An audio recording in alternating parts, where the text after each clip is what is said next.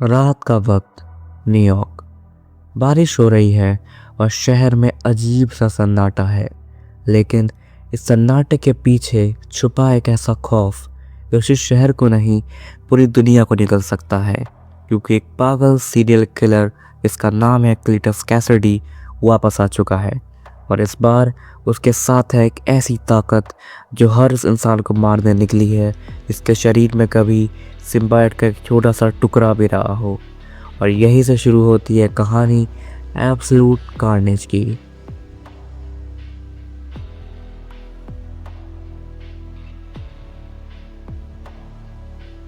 कहानी की शुरुआत एक बहुत ही पुराने और ख़तरनाक कोर्स से होती है। इसका नाम है नल, जो प्री क्रिएशन के वक्त अबैस यानी अंधेरे का राजा था।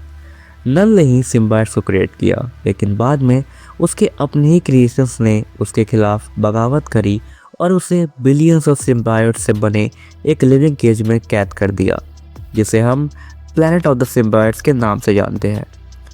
प्रेजेंट न्यूयॉर्क सिटी में एडी ब्रॉक और डिलन, एडी का बेटा, बारिश में छुपते हुए घूम रहे हैं। एडी को उन मर्डर्स के लिए फ्रेम किया गया है जो उसने नहीं किए, और वो डिलन को सेफ रखने की कोशिश कर रहा है। एडी बताता है कि क्लीटस कैसिडी यानी कार्नेज वापस आ गया है और वो एक कल्ट के साथ मिलकर नल को जगाने की कोशिश कर रहा है। इसके लिए कार्नेज को कोडेक्स कलेक्ट करने हैं, जो सिम्बायोट डीएनए के छोटे फ्रेगमेंट्स होते हैं जो हर उस इंसान के अंदर रह जाते हैं जो कभी होस्ट रहा हो। थोड़ी दूर चलने के बाद एडी देखता है कि उसकी फ़ोटो वांटेड लिस्ट में लगी है और वो समझ जाता है कि ये सारा काम कैसिडी का है। और वो डिलन को लेके वहाँ से भागकर सबवे स्टेशन पहुँचता है। लेकिन तभी कैसिडी उन दोनों को धक्का देकर रेलवे ट्रैक पे गिरा देता है और ट्रेन आने ही वाली होती है। बट फिर एडी को बचाने आता है उसका सबसे पुराना दोस्त वेनम, एंड फाइनली वो दोनों दोबारा से बॉन्ड कर जाते हैं। लेकिन इस रियूनियन के बीच आ जाता है कार्नेज और उन पर हमला कर देता है। कार्नेज एडी को बुरी तरह मारता है और कहता है कि वो अब एक गॉड बन चुका है।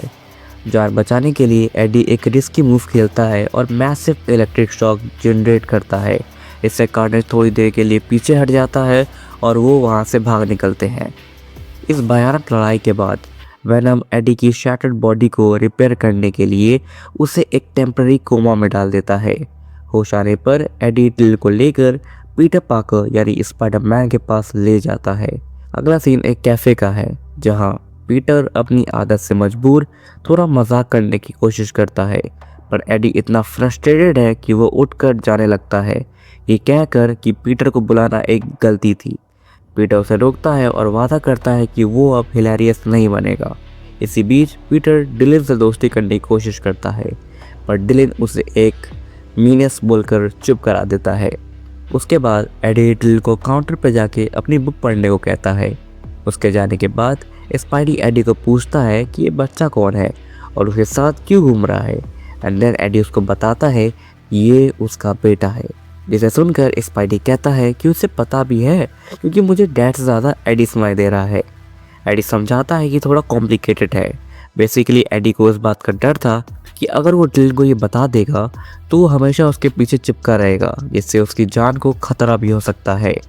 एडी ब्रॉक और स्पाइडरमैन ये सारी बातें कर ही रहे होते हैं कि तभी एडी का ध्यान टीवी पर चल रही न्यूज़ पर पड़ता है, जिसमें बताया जा रहा होता है कि शहर के बाहर बहुत सारे लोगों की लाशें मिली हैं और जिसने भी उन्हें मारा है उन्हें वहाँ सजा कर रखा है।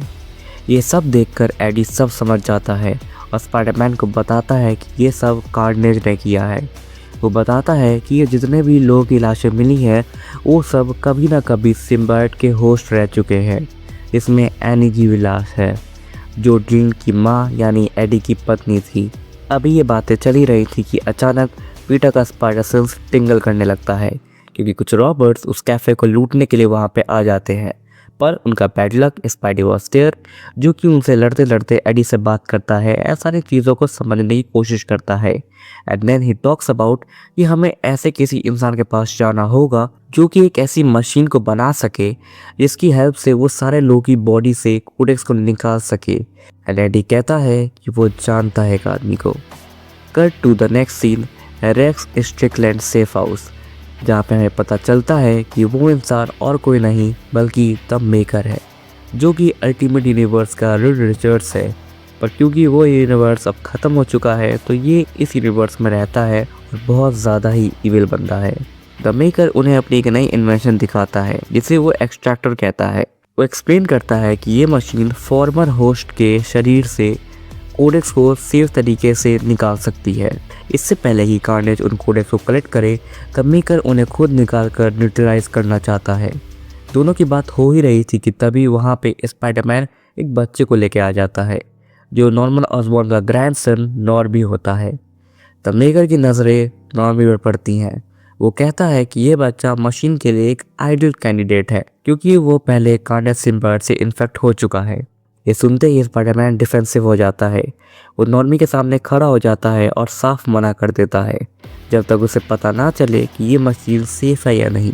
द मेकर थोड़ा चिढ़ जाता है और कहता है कि उसकी कैलकुलेशंस कभी गलत नहीं होती, पर अगर वो बच्चे को मशीन में नहीं डालने देगा तो उन्हें किसी और होस्ट को ढूंढना होगा इसके पास कोडेक्स हो। द मेकर एक ऐसे हाईली डेंजरस कैंडिडेट की बात करता है जिसे कार्नेज हर हाल में टारगेट करेगा, और वो कैंडिडेट और कोई नहीं बल्कि